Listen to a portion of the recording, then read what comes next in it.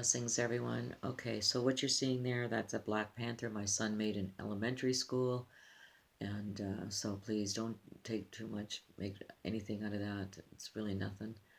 I'm in the basement there. My husband is working nights, so I'm downstairs. Okay, so what I'm going to do here is I'm going to compare um, with Abraham here. And what God asked him to do was the same as what he asked me to do. So let's compare. Okay.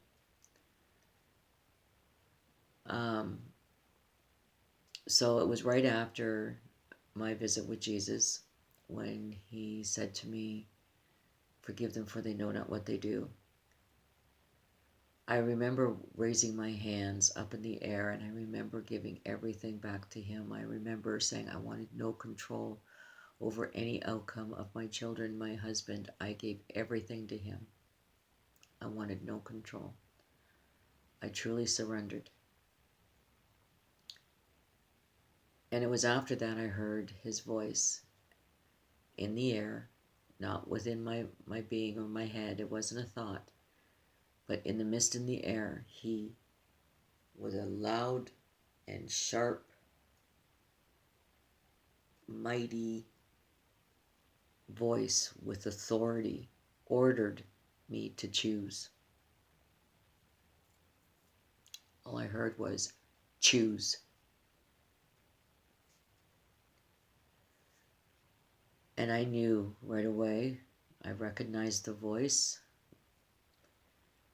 and I chose out of fear.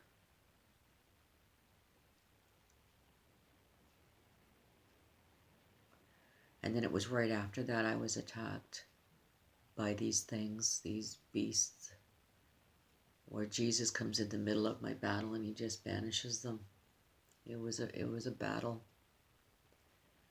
And then it was right after that my husband received a phone call for a job, and we were to move. So I knew right away that here was where the clock started to tick. Started ticking. And I knew I was going to lose, but I didn't know who. Again, at this point, I was leaning into my own understanding, thinking it was my husband that I was going to lose, because I knew there was going to be a loss. I knew something was going to happen. And of course, we moved, and this was my brother. And then it was shortly after that, that's when Jesus came to me and showed himself to me. I was ordered to get out of the car to look up, as though someone was standing behind me and ordering me in my ear to get out of the car to look up with authority. And then it was right after that. It was, well, not right after that. It was a few years later. My daughter got very sick, and she was diagnosed with a brain tumor, and it was right on her pituitary gland. Well, as soon as I heard this, I knew exactly that this was God, and he has come calling, because this was my daughter that I chose.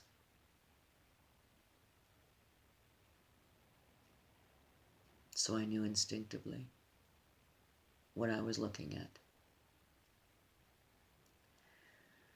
So the first surgery was about 25 hours. Then we were waiting for the second surgery.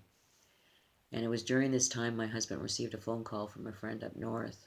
And I only met these people maybe once, maybe at a Christmas party. And he had explained to my husband that he had just lost his son in a car accident. So my husband was explaining to him what was happening to our daughter. And it was his wife that wanted to talk to me. Again, I only met them once or twice, if that. And she got on the phone as though she knew me. And she said, "Kelly, he ordered me to choose and I couldn't choose. Do you think he chose for me?" Those are her exact words.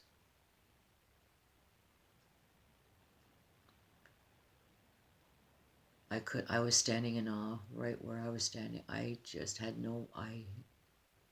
all I could say that I remember saying was, yes, I do believe he chose. And here I am sitting right now, and I'm standing there, and my daughter's under the knife. So she has her second surgery. She's in the operating room now about 20 hours? A little over 20 hours. And it was within the hour the Holy Spirit said to me, pray for steady hands. So I started to pray for steady hands, and I asked my family members to do the same, and it was within that hour the nurse comes around the corner and she says everything is going very well. And she said Dr. Dang, who had done the first surgery, hurt his hand the night before and has asked another surgeon to come in to help him with the surgery.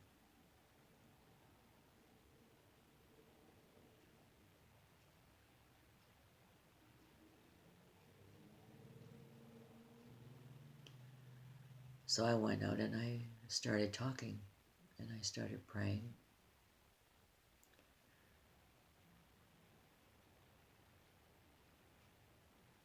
And I'll just say this, that one of the things I asked for was that she come back, that he'd give her to me whole and happy.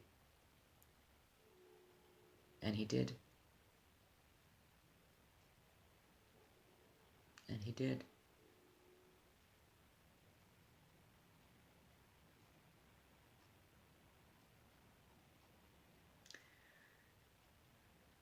Okay. I'm now going to read Abraham. Okay. I'm just going to read that and then I'm going to sign out because I really like to get into a lot more here. I've got some studying to do yet. Okay, so here we go. Okay.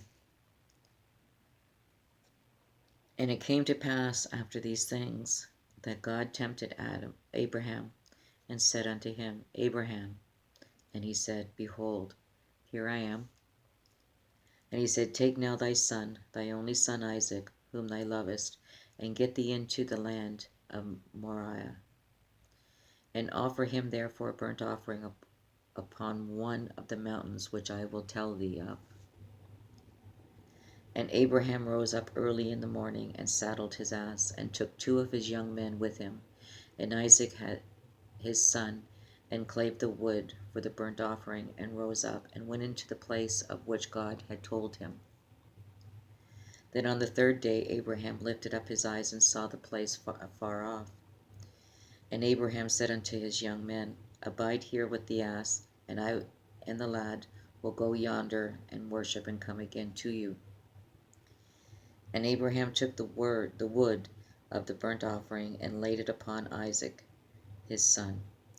And he took the fire in his hand, and a knife, and they went both of them together. And Isaac spake unto Adam his father, and said, My father. He said, Here I am, my son. And he said, Behold the fire and the wood, but where is the lamb for the burnt offering? And Abraham said, My son, God will provide himself a lamb for the burnt offering. So they went both of them together. And they came to the place which God had told him of. And Abraham built an altar there, and laid the wood in order, and bound Isaac and his son, and laid him on the altar upon the wood. And Abraham stretched forth his hand, and took the knife to slay his son. And the angel of the Lord called unto him out of heaven, and said, Abraham, Abraham. And he said, Here I am. And he said, Lay not thy hand upon the lad, neither do thou anything unto him, for now I know that thou fearest God, seeing that thou hast not withheld thy son, thy only son, from me. And Abraham lifted up upon his eyes, and looked, and behold, behind him a ram, caught in the thicket by his horns.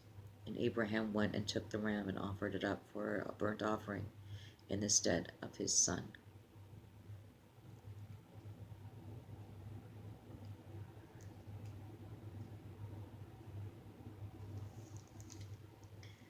So,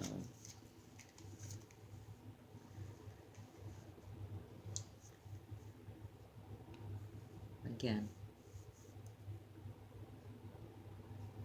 nothing's changed. God has not changed. He has not changed his ways.